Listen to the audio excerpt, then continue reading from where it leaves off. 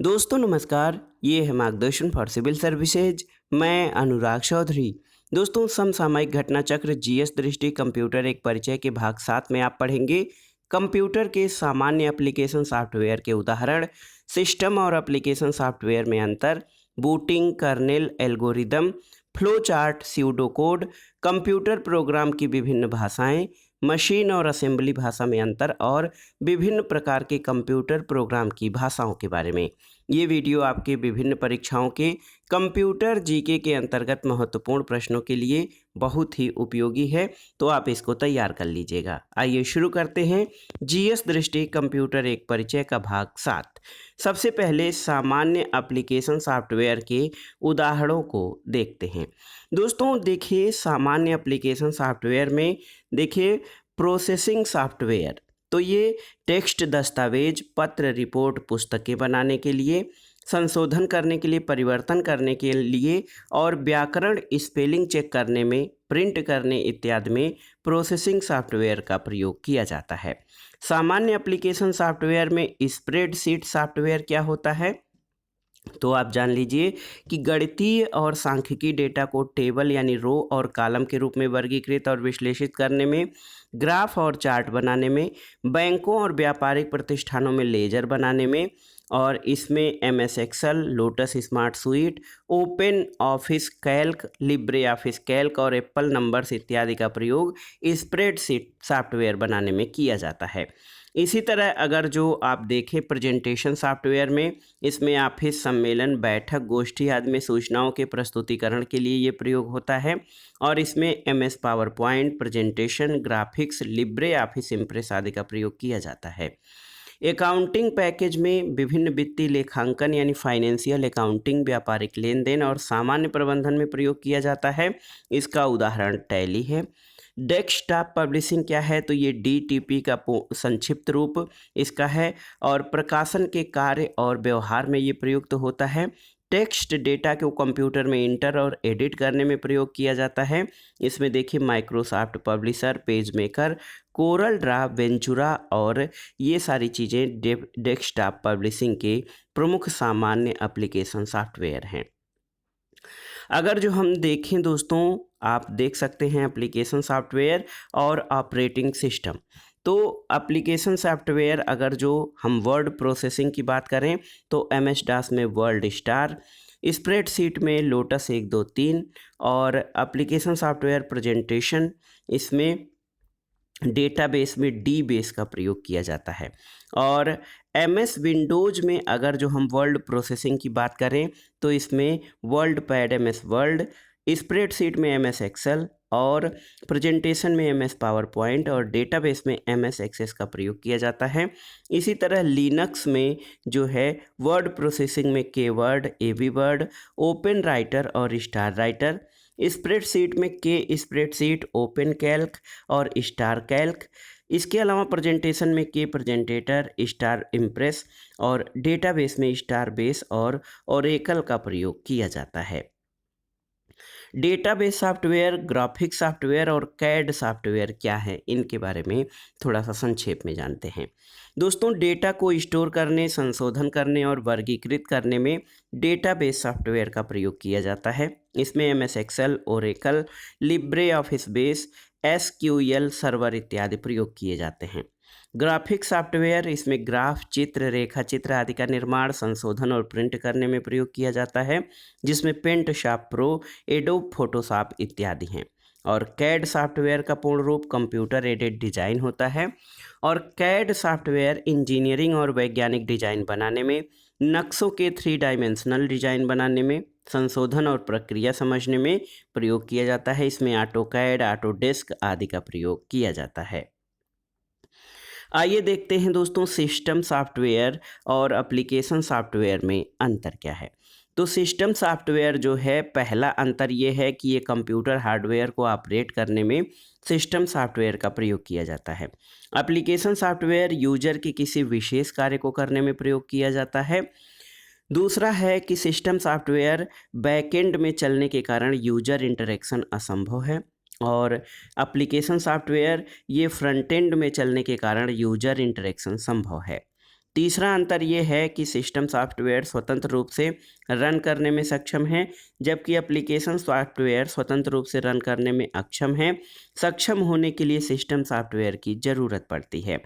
System software के उदाहरण compiler, assembler, interpreter, डीबगलर और ड्राइवर हैं, जबकि एप्लीकेशन सॉफ्टवेयर के उदाहरण में word processor, web browser, media player, spreadsheet software और अकाउंटिंग सॉफ्टवेयर हैं। तो ये था सिस्टम सॉफ्टवेयर और एप्लीकेशन सॉफ्टवेयर में प्रमुख अंतर। आइए जानते हैं दोस्तों यूटिलिटी सॉफ्टवेयर क्या होता है। तो यूटिलिटी सॉफ्टवेयर एक कंप्यूटर प्रोग्रामिंग सिस्टम होता है। कंप्यूटर को ऑप्टिमाइज, एनालाइज, कॉन्फ़िगर और मेंटेनेंस करने, अशुद्धियों यानी बग्स को दूर करने, सुरक्षा कार्यों को बढ़ाने, कार्य क्षमता में वृद्धि करने में ये प्रयुक्त होता है।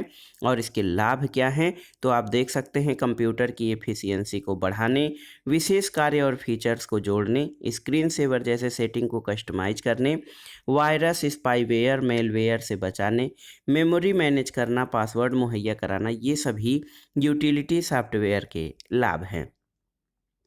यूटिलिटी सॉफ्टवेयर के प्रमुख प्रकार कौन कौन से हैं, तो आप देख सकते हैं फाइल मैनेजमेंट यूटिलिटी, इसमें फाइल मैनेजर और डेटा फाइल कंप्रेशर प्रयोग किए जाते हैं। सिक्योरिटी प्रोग्राम एंटीवायरस यूटिलिटी है। डिस्क मैनेजमेंट यूटिलिटी में डिस्क फॉर्मेटिंग, डिस्क फ्रेगमेंटेशन और डिस्क क्लीनर हैं। इसी तरह backup and run recovery utility का प्रयोग किया जाता है। ये सभी यूटिलिटी जो हैं सॉफ्टवेयर के प्रमुख प्रकार हैं। आइए देखते हैं फाइल मैनेजमेंट यूटिलिटी के बारे में। दोस्तों, मेमोरी डिस्क के क्षतिग्रस्त हो जाने पर डेटा को नष्ट होने के डर से बचाने के लिए इसे अन्य डिस्क पर स्टोर करना बैकअप एंड रिकवरी यूटिलिटी के द्वारा संभव है। ये बैकअप एंड रिकवरी यूटिलिटी है। आप फाइल मैनेजमेंट यूटिलिटी, तो डेटा फाइल कंप्रेशन में फाइल के आकार को छोटा करके, जिससे मेमोरी में कम जगह ले और नेटवर्क पर स्थानांतरित होने में कम समय ले, जैसे जेपीईजी, MP3 और MPEG, ये डेटा फाइल कंप्रेशन के उदाहरण हैं। देखिए, फाइल मैनेजर में फाइल का नाम, साइज, टाइप, डेट और टाइम आदि प्रदर्शित करने में प्रयोग किया जाता है और इसमें फाइल तथा फोल्डर को view, edit, print, move, copy, delete और मॉडिफाई करने में प्रयोग किया जाता है। एंटीवायरस यूटिलिटी क्या है, तो ये सिस्टम में कुछ खराबी उत्पन्न करने वाले वायरस को निष्क्रिय करने में सॉफ्टवेयर यूटिलिटी का प्रयोग किया जाता है। और डिस्क क्लीनर, ये डिस्क मैनेजमेंट यूटिलिटी में देखिए डिस्क क्लीनर, इसके द्वारा मेमोरी डिस्क की अशुद्धियाँ और अनावश्यक प्रोग्राम और डेटा हटाकर उसकी क्षमता में वृद्धि संभव है। डिस्क फॉर्मेटिंग में फ्लॉपी डिस्क, हार्ड डिस्क या ऑप्टिकल डिस्क की सभी सेक्टर की जांच करना, खराब सेक्टर की पहचान करना, एड्रेस टेबल तैयार करना और ओएस के अनुकूल बनाना, ये प्रमुख कार्य हैं। डिस्क फ्रेगमेंटेशन में सभी फाइलों को डिस्क पर पुनः व्यवस्थित करके डिस्क की तीव्र गति को संभव किया जाता है। स्टोर किए गए विभिन्न फाइलों के बीच स्थित खाली स्थान को व्यवस्थित करके मेमोरी प्रबंधन को बेहतर बनाया जाता है। तो ये डिस्क मैनेजमेंट यूटिलिटी था। आइए देखते हैं दोस्तों सॉफ्टवेयर पैकेज के बारे में। तो यहाँ पर आप देख सकते हैं वर्ड, एक्सेल, इन सब का उदाहरण आप देख रहे हैं। किसी विशेष उद्देश्य के लिए बनाए गए अनेक सॉफ्टवेयर का समूह सॉफ्टवेयर पैकेज कहलाता है। और MS ऑफिस में आप देख सकते हैं MS ऑफिस पैकेज, इसमें सॉफ्टवेयर सुइट और इंटीग्रेटेड सॉफ्टवेयर इसको कहा जाता है। माइक्रोसॉफ्ट कंपनी द्वारा कार्यालय के प्रयोग के लिए जो MS ऑफिस पैकेज है, ये सॉफ्टवेयर पैकेज का उदाहरण है। अन्य सॉफ्टवेयर में देखते हैं दोस्तों, तो आप देख लीजिए रिटेल सॉफ्टवेयर क्या है, तो जो बाजार में बिक्री के लिए उपलब्ध हों और उचित मूल्य चुकाकर प्रयोग में निर्मित हों, उनको रिटेल सॉफ्टवेयर कहते हैं। शेयर सॉफ्टवेयर, तो बिना शुल्क चुकाए एक निश्चित समय के लिए प्रयोग किए जाते हैं। ट्रायल पीरियड की समाप्ति के बाद प्रयोग के लिए शुल्क की ज़रूरत होती है और ये इंटरनेट पर मुफ्त में उपलब्ध होते हैं। फ्रीवेयर क्या है, तो दोस्तों जो बिना शुल्क चुकाए व्यक्तिगत प्रयोग के लिए उपलब्ध हो और इंटरनेट पर मुफ्त में उपलब्ध हो, इसका संपूर्ण अधिकार निर्माता के पास होता है और सोर्स कोड में परिवर्तन का अधिकार यूजर के पास न होकर केवल निर्माता के पास होता है और ये बिक्री के लिए अनुपलब्ध होता है। फर्मवेयर क्या है? तो दोस्तों सॉफ्टवेयर या सॉफ्टवेयर और हार्डवेयर का मिश्रित रूप ये फर्मवेयर कहलाता है।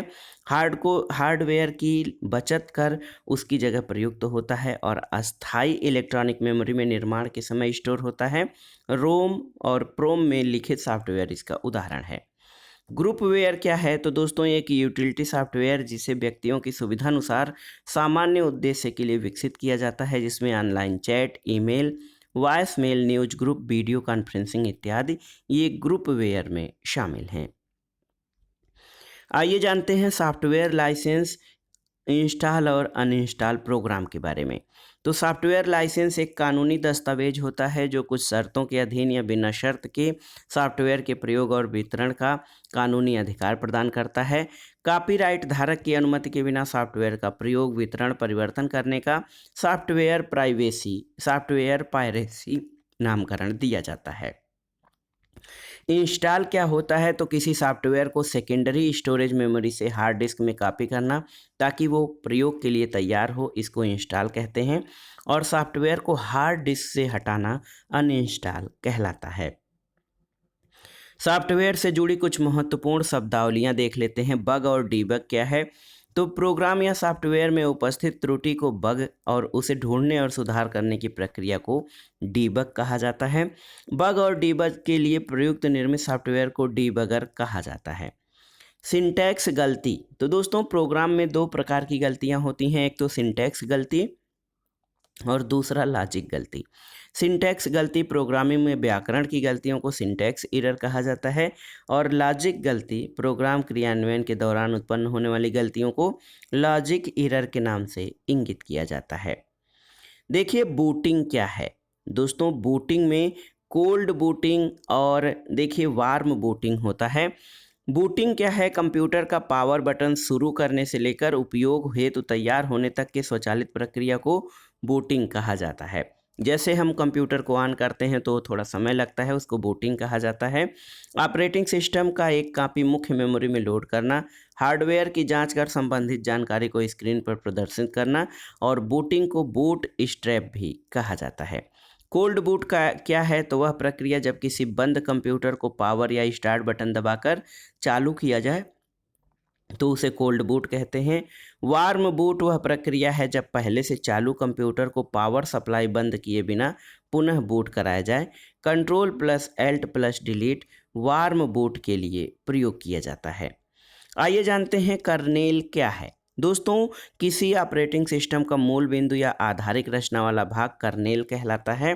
सॉफ्टवेयर और हार्डवेयर के बीच संबंध स्थापित करना और उपकरणों का प्रबंधन सुनिश्चित करना इसके प्रमुख कार्य हैं।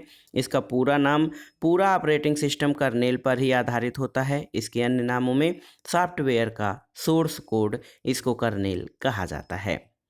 आइए जानते हैं दोस्तों एल्गोरिदम क्या है। तो एल्गोरिदम किसी वांछित परिणाम को प्राप्त करने के लिए बनाई गई चरणबद्ध और कदम ब कदम स्टेप बाय स्टेप प्रक्रियाओं का समूह है और समस्याओं के समाधान के लिए सीढ़ी का निर्माण करने में ये प्रयुक्त होता है। छोटे छोटे अनुदेशों का समूह है और किसी प्रोग्राम के निर्माण में आवश्यक लॉजिक ये एल्गोरिदम होता है। दोस्तों आप देख सकते हैं कि इसके समस्त निर्देशों को सही और स्पष्ट होना जरूरी है। प्रत्येक निर्देश निश्चित समय में पूर्ण होने में सक्षम होना चाहिए और प्रत्येक एल्गोरिदम का अंततः समाधान हो।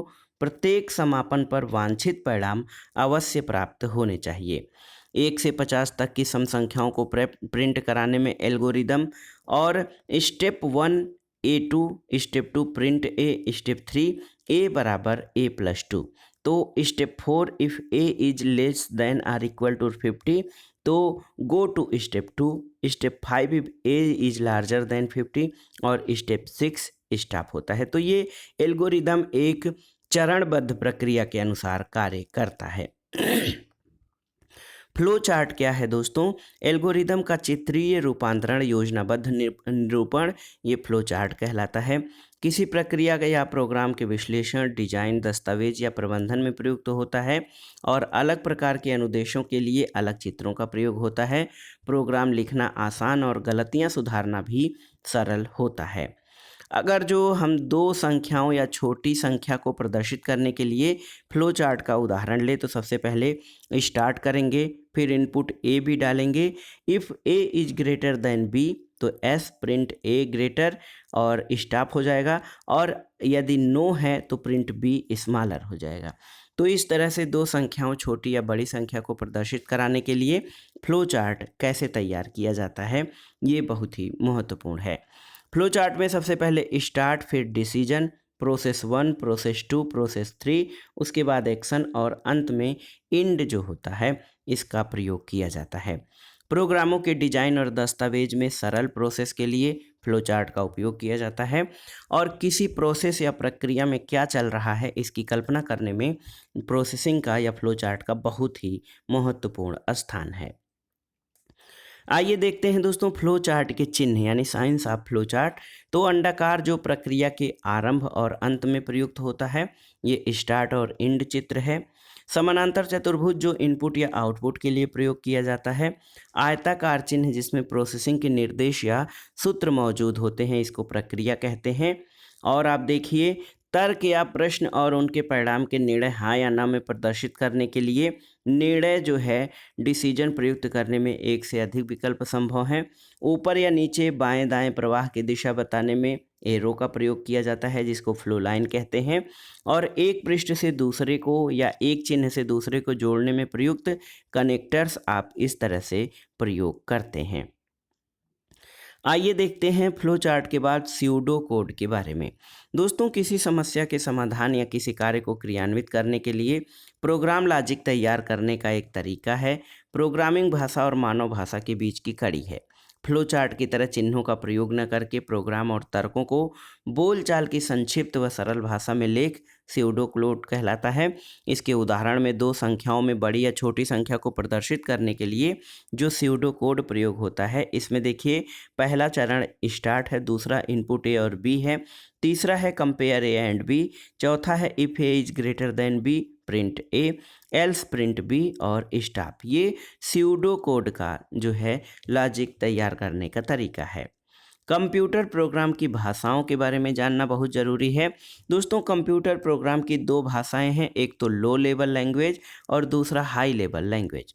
लो लेवल लैंग्वेज में मशीन लैंग्वेज और असेंबली लैंग्वेज आती हैं। हाई लेवल लैंग्वेज में कोबोल, बेसिक, सी, सी प्लस प्लस, जावा, लोगो, ईटीसी आती हैं। और सबसे पहले हम मशीन भाषा के बारे में जानेंगे। दोस्तों मशीन प्रथम पीढ़ी की भाषा है। इसका देखिए कंप्यूटर जो है इसके बारे में आइए जान लेते हैं। एकमात्र भाषा है जिसे कंप्यूटर समझने में सक्षम है। इसमें बाइनरी 0 और 1 में लिखी गई भाषा होती है। और मशीन भाषा कंप्यूटर एक इलेक्ट्रॉनिक सर्किट में जो केवल ऑन यानी 1 या ऑफ 0 को समझने में संभव है। मशीन भाषा का अन्य नाम मशीन कोड है। और कंप्यूटर प्रोसेसर मशीन भाषा को सीधे समझने और क्रियान्वित करने में सक्षम है। इसके लिए किसी ट्रांसलेशन सॉफ्टवेयर की अनिवार्यता नहीं है। प्रोग्राम के क्रियान्वयन की गति बहुत तेज होती है। मशीन भाषा के लाभ क्या हैं? तो मशीन द्वारा समझने में आसान और सक्षम होती है। प्रोसेसिंग की गति तेज होती है। हानि ये है कि प्रत्येक कार्य के लिए अलग प्रोग्राम की ज़रूरत और मशीन के प्रकार पर निर्भर होता है। मनुष्य द्वारा निर्देशों को समझने, प्रोग्राम तैयार करने, डीबग करने, संशोधित करने में बहुत कठिनाई होती है। अगर जो हम असेंबली भाषा की बात करें तो ये द्वितीय पीढ़ी की भाषा है। और इस भाषा में प्रोग्रामिंग के लिए अक्षर और अंकों पूर्व निर्धारित शब्दों से बने न्यूमोनिक कोड का प्रयोग किया जाता है, जैसे जोड़ने के लिए ऐड, घटाने के लिए सब, डेटा को मेमोरी में लोड करने के लिए एलडी आदि प्रयोग किया जाता है। कंप्यूटर इस भाषा को समझने में अक्षम होता है, इसलिए निमोनिक का बाइनरी भाषा में अनुवाद करने के लिए असेंबलर नामक ट्रांसलेटर यानी अनुवादक प्रयुक्त होता है। असेंबली भाषा में लिखा प्रोग्राम का अन्य नाम सोर्स प्रोग्राम या सोर्स कोड होता है। और असेंबलर सॉफ्टवेयर द्वारा इसे मशीन भाषा में बदलकर ऑब्जेक्ट प्रोग्राम में अनुवादित किया जाता है। असेंबली भाषा में सोर्स कोड होता है, असेंबलर होता है और मशीन भाषा उसके बाद ऑब्जेक्ट कोड के रूप में बनती है। दोस्तों असेंबली भाषा के लाभ क्या हैं? तो असेंबली भाषा बोलचाल की भाषा के बिल्कुल करीब है। मशीन भाषा की अपेक्षा इसमें प्रोग्राम लिखना सरल होता है और त्रुटियां खोजना और हटाना आसान है। मशीन भाषा की तुलना में असेंबली भाषा अधिक पठनीय होती है, लेकिन असेंबली भाषा की कुछ हानियां भी हैं। मशीन भाषा की तुलना में इसकी प्रोसेसिंग की गति धीमी होती है। इस भाषा में लिखे प्रोग्राम मशीन के प्रकार पर निर्भर करते हैं। पृथक हार्डवेयर के लिए प्रयुक्त असेंबलर की आवश्यकता पड़ती है। उच्च स्तरीय भाषा यानी हाई लेवल लैंग्वेज के बारे में जानते हैं। दोस्तों बोलचाल और लेखन में प्रयुक्त भाषा जो मानव भाषा के समान ये उसके अधिक करीब होती है। यूजर द्वारा इसे समझने में आसानी है। प्रत्येक उच्च स्तरीय भाषा पूर्व निर्धारित शब्दों और व्याकरण नियमों का सेट होता है। इन भाषाओं को समझने में कंप्यूटर अक्षम होता है। कंप्यूटर द्वारा इनको समझने योग्य बनाने के लिए एक अनुवादक या इंटरप्रेटर या कंपाइलर की ज़रूरत पड़ती है। इसमें उदाहरण COBOL, Fortran, BASIC, C plus plus, Java, ये सभी दोस्तों उच्च स्तरीय भाषा के उदाहरण हैं। इन भाषाओं को लिखने के लिए अंग्रेजी भाषा का प्रयोग किया जाता है। लाभ क्या है? तो बिना किसी बदलाव के कंप्यूटर में प्रयोग किया जा सकता है।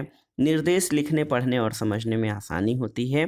प्रोग्राम बनाने, त्रुटियां ढूंढने और संशोधित करने में सरल है। और उच्च स्तरीय भाषा बोलचाल भाषा के करीब होता है, जिससे कम त्रुटियां संभव होती हैं। लेकिन उच्च स्तरीय भाषा में कुछ कमियां भी हैं। प्रत्येक भाषा के लिए अलग अलग इंटरप्रेटर या कंपाइलर की आवश्यकता होती है। उपयोग से पहले मशीन भाषा में बदला जाना। मशीन भाषा और असेंबली भाषा की तुलना में इसकी प्रोसेसिंग गति धीमी होती है। ये उच्च स्तरीय भाषा की कमियां हैं। आइए देखते हैं दोस्तों, डू यू नो? तो फोर्ट्रान पहली उच्च स्तरीय भाषा थी जिसकी रचना 1954 में आईबीएम कंपनी के जॉन बेकस द्वारा किया गया, लेकिन इसका कमर्शियल वर्जन 1957 में रिलीज किया गया।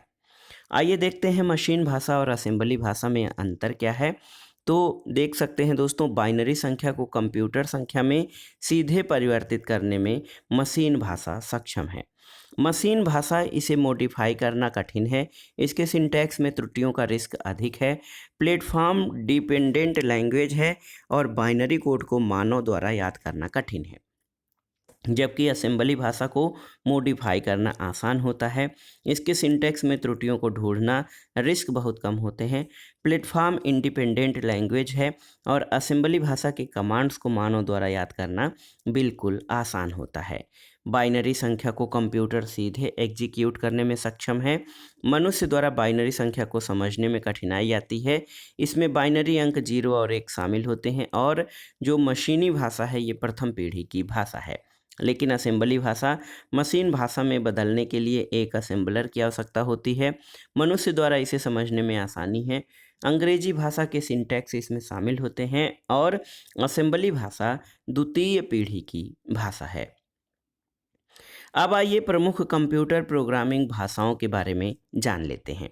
एक है दोस्तों सबसे पहला फोर्ट्रान। इसका पूर्ण रूप फार्मूला ट्रांसलेटर होता है।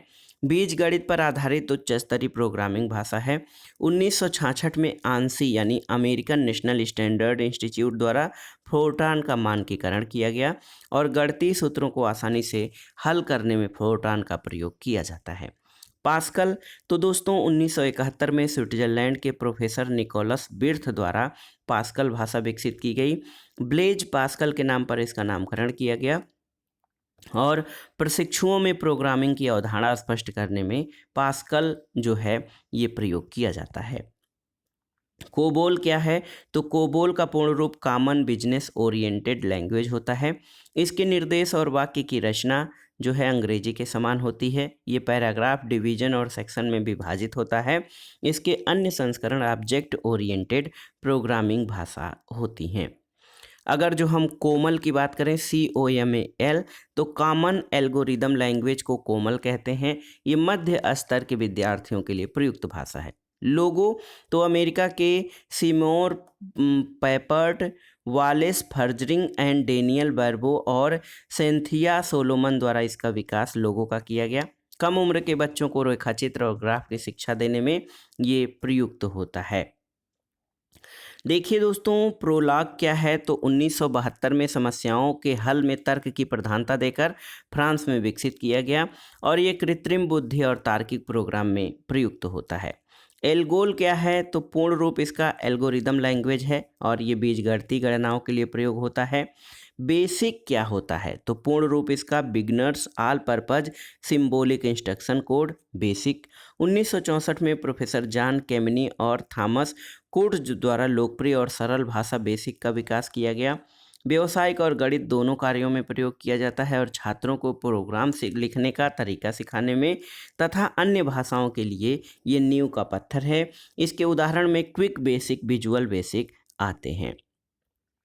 सी और ट्रिपल सी सी और सी प्लस प्लस क्या है दोस्तों? ऑब्जेक्ट ओरिएंटेड प्रोग्रामिंग भाषाएं हैं, अंग्रेजी भाषा के बिल्कुल करीब हैं। सी भाषा में लिखित यूनिक्स ओएस और 1971 में बेल लेबोरेटरीज के डेनिस रिची द्वारा सी लैंग्वेज विकसित की गई और बर्जर स्टूब द्वारा सी प्लस प्लस को 1980 में विकसित किया गया था। जावा दोस्तों सन माइक्रो सिस्टम के जेफ्स गासलिंग द्वारा इसका विकास किया गया, मुख्यतः इंटरनेट में उपयोग के लिए विकसित है। इलेक्ट्रॉनिक उत्पादों जैसे मोबाइल, टीवी, टेलीफोन आदि में जावा का प्रयोग किया जाता है। देखिए सी शार्प प्रोग्रामिंग भाषा क्या है तो सी शार्प ये इंटरनेट में प्रयुक्त माइक्रोसॉफ्ट द्वारा विकसित है। यूरोपियन कंप्यूटर मैन्युफैक्चरर एसोसिएशन और इंटरनेशनल स्टैंडर्ड ऑर्गेनाइजेशन द्वारा इसका मानकीकरण किया गया है। लिस्प दोस्तों LISP लिस्प एक प्रोग्रामिंग भाषा है, जॉन मैकार्थी द्वारा 1958 से 1960 में विकसित किया गया। ये आर्टिफिशियल इंटेलिजेंस यानी कृत्रिम बुद्धिमत्ता के साथ गैर सांख्यिकी डेटा यानी नॉन स्टैटिस्टिकल डेटा के प्रोसेसिंग में ये फंक्शनल प्रोग्रामिंग भाषा का उदाहरण है। तो दोस्तों ये था आज का वीडियो। कंप्यूटर एक परिचय में आपने देखा सिस्टम और एप्लीकेशन सॉफ्टवेयर क्या है, इनमें अंतर क्या है, booting, kernel, algorithm, flow chart, pseudo code और कंप्यूटर प्रोग्राम की विभिन्न भाषाएं, इनके बारे में आपने विस्तार से पढ़ा। ये वीडियो आपके आगामी परीक्षाओं के लिए कंप्यूटर और इससे संबंधित परीक्षाओं में बहुत ही महत्वपूर्ण है, आप इसको तैयार कर लीजिएगा। वीडियो आपको कैसा लगा हमें कमेंट बॉक्स में ज़रूर बताइएगा। वीडियो को लाइक करें, शेयर करें और इस चैनल मार्गदर्शन फॉर सिविल सर्विसेज को सब्सक्राइब करें। वीडियो देखने के लिए धन्यवाद दोस्तों, नमस्कार।